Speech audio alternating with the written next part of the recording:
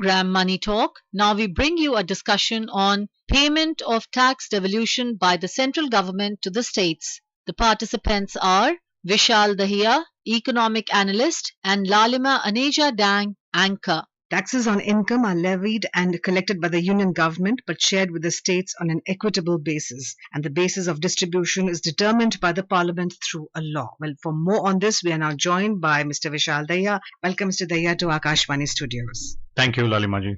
Vishalji, what exactly does devolution of tax mean? Because we know that we have a federal structure. How would you explain that for a common man? This is really important because devolution of taxes is effectively the division of the tax money which has been earned by the central government, and that money is to be divided between the center and the states as per a particular formula. There are set criteria too as well. But interestingly, Article 270 of the Constitution provides for this scheme of division of taxes, the money which is collected through taxes between the center and the state. This money is collected generally by the central government, that is the union government, but then it is divided between the center and the state as per different formula. Now, what does it include? It includes, the corporation tax, the personal income tax, and now that the GST is here, central GST as well, the center's share of the IGST, that is CGST there. So this is basically based on the recommendations of the Finance Commission. Finance Commission is constituted again as per Article 280 of the Constitution, and it is constituted, it is brought into force every 5 years. The recommendations are made by the Finance Commission, which are then implementable for the next 5 years. For example, now from 21 to 26, the recommendations of the 15th Finance Commission are being implemented. The recommendation of the 15th Finance Commission, in a plain simple sentence, if you want to understand it, is that 41% of this divisible pool of taxes should go to the states. And Mr. Arvind Pankaria has been now made the chairman of the 16th Finance Commission, which will then devise a formula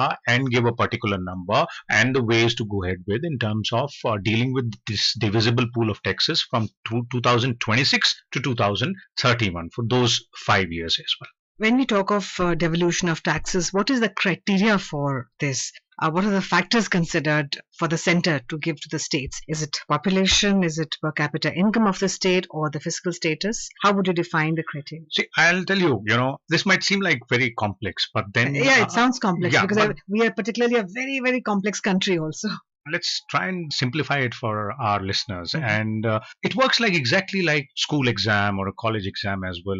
There are subjects, then in those subjects there are marks which are allotted for a particular kind of work which is done by the students. Now in this particular case, there are certain heads. Those heads get an earmarked percentage. The total comes out to 100.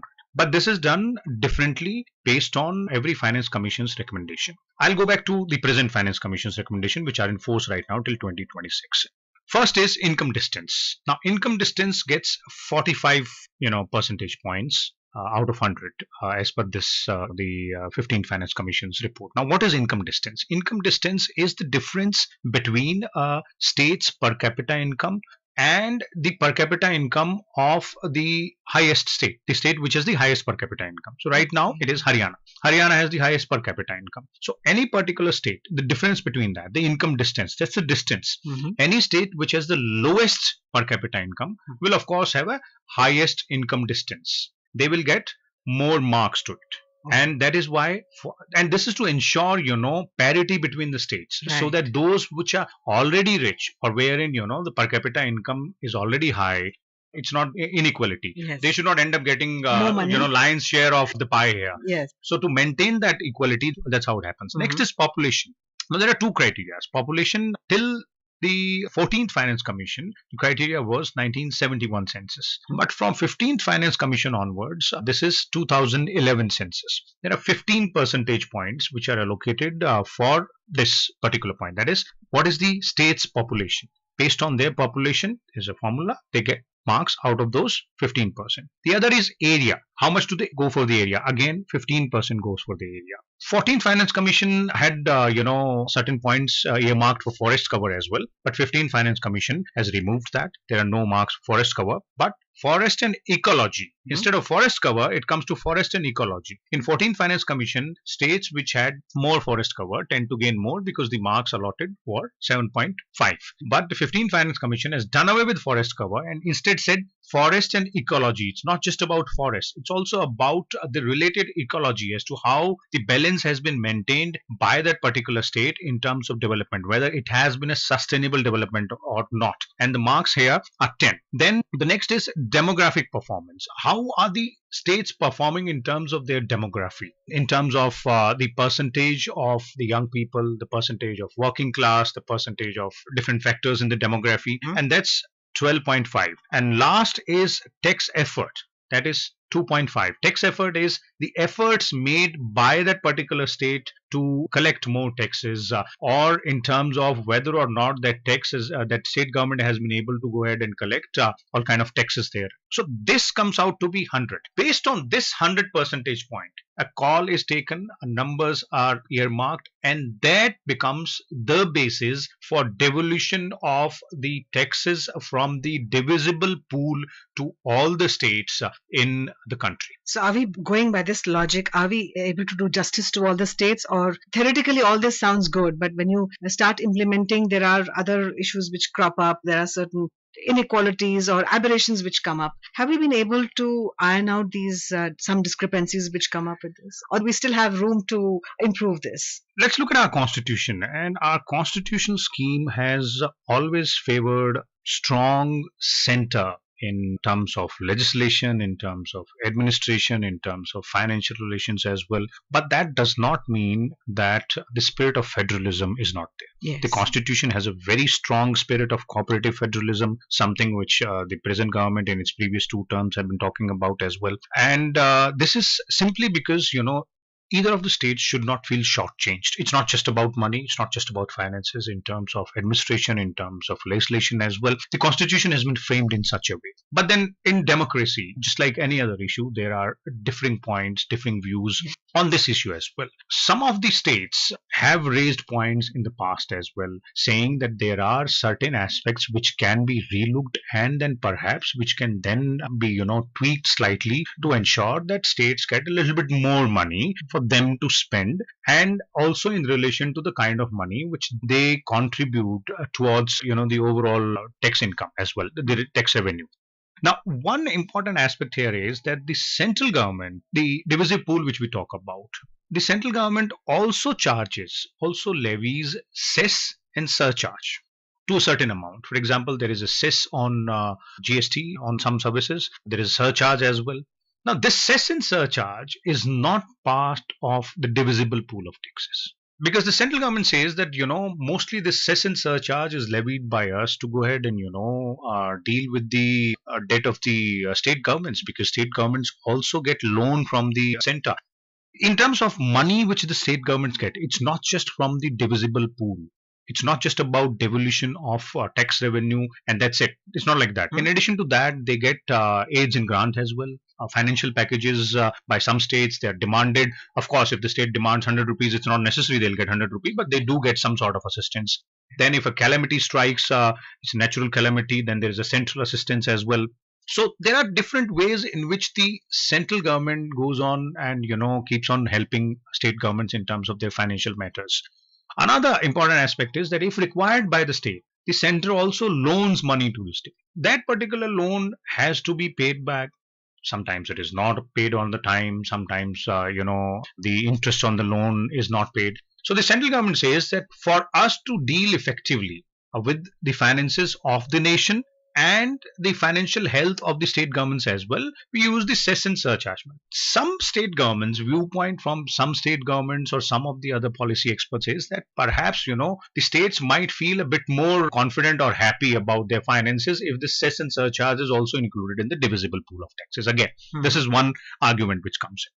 Then there are 1 or 2 more arguments which come in, and a very important argument here is that how much money does state government gets for every rupee they contribute to the central taxes. And if we look at a figure from 2021-22, then interestingly, the least amount of money which any state has got in comparison to the money it has contributed towards central taxes is Maharashtra. That's around 0.08%. Mhm. The maximum amount of money which any state government has got in relation to the money which it has contributed to the central taxes is Bihar.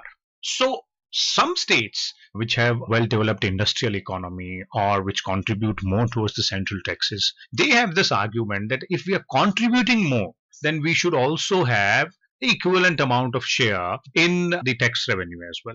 But then again, that is decided as the criteria which I was describing earlier, decided based on that criteria which is finalized by a finance commission for those particular 5 years. Another, suggestion which usually comes in some of the policy experts or economists or some of the state governments or their finance ministers as well sometimes, and this has come in lately Mhm. based on the GST council formula.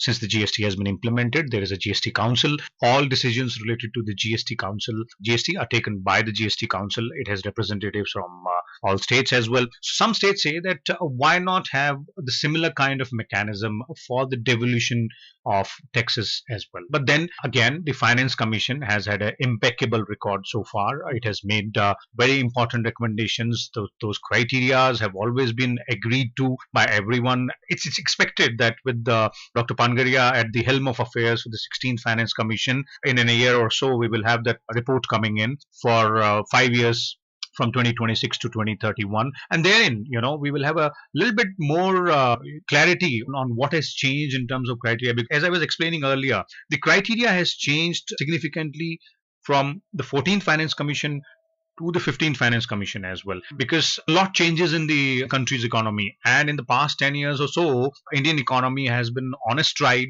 It has been moving fast. The GDP numbers speak for themselves. The fundamentals are strong. The markets have responded equivalently. There is a lot of push to the infrastructure through capital expenditure. If you look at last 4 5 years central budget, there's a lot of focus on the capex as well. So these all contribute a lot towards what actually happens on a macroeconomic basis, then which becomes the basis for the Finance Commission to come to a conclusion in terms of numbers of the money which has been collected through tax revenue over the last 4 5 years, the way it has been devolved to the states, and then the way it should be done for the next 5 years. We changed the norms for the poverty line. We means Niti Aayog. If required, is the commission open to any kind of changes in the criteria for this? Or are they just because, as you just said, India is now the fastest economy of the world and it is also changing very fast. The dynamics of the country are changing very fast. We are having a global footprint and it's really on a rise. So, in case required, is the commission open to any more suggestions? Well, Yeah. I would say, Lalimaji, with a renowned economist like Dr. Pangaria at the helm of affairs at 16th Finance Commission, I'm sure he and his team would be open to all kind of suggestions. But as far as the criteria for the poverty line is concerned, that is an issue which does not only involve Finance Commission or the economic experts as well. It's a huge policy issue, something which also needs to be dealt with at a policy level by the government of the day also. Then there are different parameters, then there are different yardsticks as well which are involved here, because that will have a lot of impact upon how those numbers will eventually deal with several other central and the state government schemes also, because the data with poverty or the poverty line data is the base data which is utilized by the governments of the day, both at the center and at the state level, to come to a conclusion in terms of how to implement various policies in the social sector. Precisely, before we wind up, how is this money used by the state? Well, exactly in the same way as we use in our house, you and me, if we get a salary or emolument, the way we use it, it's basically, that it's used by the state government for servicing its policies in that particular state, dealing with various developmental issues, infrastructure things as well, then dealing with, servicing various machinery as well. And of course, the salary also, law and order is a state affair, so they have to have a robust infrastructure for the law and order as well. So health, education, the state has a lot of stake there. Yeah. So the state government has to account for that money also. And then various state governments do also tend to have their own versions of different social security policy as to depending upon the needs of their constituents or the promises which are made by them when they were coming to power. Right. Well, thank you so much, Vishalji. Thank you, Lalimaji. Thank you. You were listening to a discussion on payment of tax devolution by the central government to the states. The participants were Vishal Dahiya, economic analyst, and Lalima Aneja Dang, Anchor. This program was produced and presented by the News Services Division of Akashvani.